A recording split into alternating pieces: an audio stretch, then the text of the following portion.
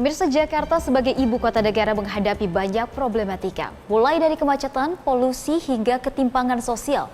Tentu bukan pekerjaan mudah bagi Gubernur Jakarta untuk memperbaiki itu semua hanya dalam waktu kurun yang singkat, yaitu 5 tahun.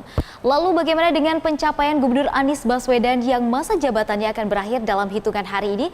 Kita akan paparkan datanya dalam fact check kita kali ini. Pertama, kita ke 5 tahun sudah berlalu, yaitu jaminan kesehatan warga Jakarta ternyata sudah diperhatikan dengan sedemikian rupa oleh Anies Baswedan. Selama menjabat sebagai orang nomor 1 di DKI Jakarta, banyak kebijakan hingga program yang telah ia jalankan.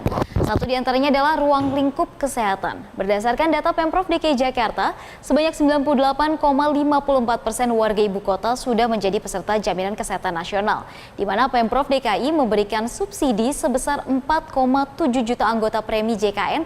Ini akan diberikan subsidi dan juga memberikan deteksi dini faktor penyakit menular yang presentasenya semakin tahun semakin tinggi, yaitu 489%. Lalu kita ke slide berikutnya. Di sini kita akan lihat data-data juga masih terkait kesehatan. Selain dari Dinkes DKI Jakarta, ini juga memberikan 4 layanan gratis jaminan kesehatan tambahan, diantaranya jaminan darah bebas HIV dan juga hepatitis, kemudian jaminan layanan ambulans gawat darurat, jaminan layanan kesehatan korban kekerasan, dan juga terakhir jaminan pemeriksaan kesehatan untuk tokoh agama, pengemudi jaklingko, dan juga orang yang membutuhkan.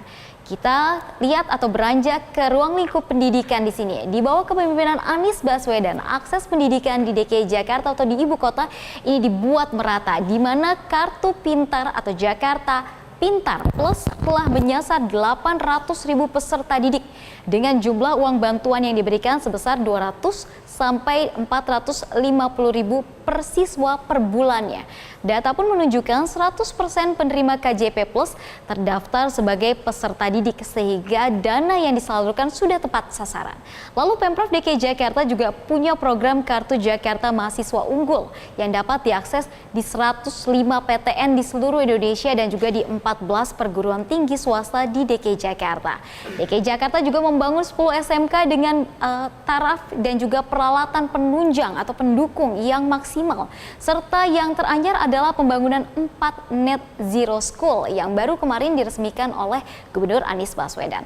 Lalu bagaimana dengan kesempatan memiliki hunian layak di DKI Jakarta? Ternyata datanya juga sudah kami kumpulkan di sini. Seperti janji kampanye Anies pada tahun 2017 silam, Pemprov DKI Jakarta terus mengebut pembangunan hunian untuk warganya. Pertama, Rusunawa dibangun di 12 lokasi dengan total 7.421 unit dan 33 tower.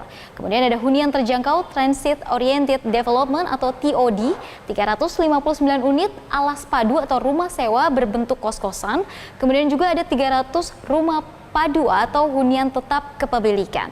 Kemudian ada penataan di 5 lokasi kampung susun sebanyak 472 unit. Dan terakhir hunian vertikal DP 0 rupiah berjumlah 6 tower atau sama dengan 2.332 unit. Lalu yang tidak kalah penting dari seluruh program yang sudah dijalankan oleh Anies Baswedan adalah tingkat ketahanan pangan di DKI Jakarta. Ternyata sejak tahun 2017 hingga 2021, Pemprov DKI Jakarta mencatat angka positif tingkat ketahanan pangan atau selalu berada di indeks sangat tahan atau berada di angka 80 poin ke atas. Pemprov pun memberikan subsidi ketahanan pangan yang tidak sedikit. Jika di tahun 2017 sebesar 190 miliar rupiah, maka di tahun 2022 angkanya mencapai 1,1 triliun rupiah dengan target 4,6 juta penerimanya khususnya di DKI Jakarta. Nah, sebagian kota metropolitan yang tengah bertransformasi menjadi kota untuk masa depan, integrasi transportasi di DKI Jakarta ini juga menjadi perhatian. Pemprov pada warga ibu kota ini menggunakan moda transportasi umum pun terus didorong, terbukti pada peningkatan jumlah penumpang harian. Di tahun 2017 sebesar 489.000 lebih, kemudian di tahun 2019 ada 1 juta lebih penumpang harian. Kemudian bisa dilihat juga untuk penumpang tahunan dalam kurun waktu 3 tahun terakhir, yaitu di tahun 2015 sebanyak 102 juta penumpang dan juga di tahun 2019 288 juta penumpang. Nah, untuk mendukung peningkatan penggunaan transportasi umum, Pemprov pun membangun fasilitas pendukung yang juga sudah dibangun sejak tahun 2017 hingga tahun 2022. Ada 100 3 km jalur sepeda, kemudian ada integrasi ruang, 9 simpul integrasi antar moda, 14 JPO baru, serta trotoar komplit street sepanjang 265,72 km. Terakhir, kami juga merangkum sejumlah kebijakan hingga peninggalan pembangunan selama masa kepemimpinan Anies Baswedan. Kita lihat di slide berikut ini adalah yang pertama ialah Jakarta International Stadium atau JIS. Stadion Kebanggaan Warga Jakarta ini rampung dibangun Juli 2022 lalu dan telah diresmikan. Kemudian ada ajang Formula E, ajang balap mobil listrik pertama di Indonesia, dan Jakarta ini menjadi tuan rumahnya.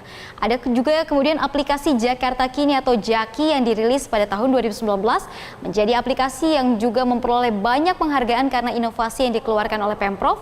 Kemudian ada integrasi transportasi, menjadikan transportasi di Jakarta dapat dimanfaatkan lebih besar lagi dengan tarif integrasi sebesar Rp10.000 hingga pembangunan integrasi transportasi moda yang ada di ibu kota. Kemudian mengintegrasikan atau juga menggratiskan PBB rumah di bawah Rp2 miliar.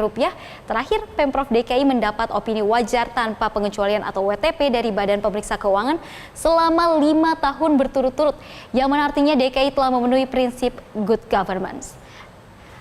Nah, pencapaian Anies Baswedan selama 5 tahun kebelakang menjadi hal penting sebagai bentuk pertanggungjawaban dan juga selama memimpin DKI Jakarta. Tentu kita berharap apa yang sudah dikerjakan Anies hingga saat ini dapat berlanjut dan membuat Jakarta semakin lebih baik lagi.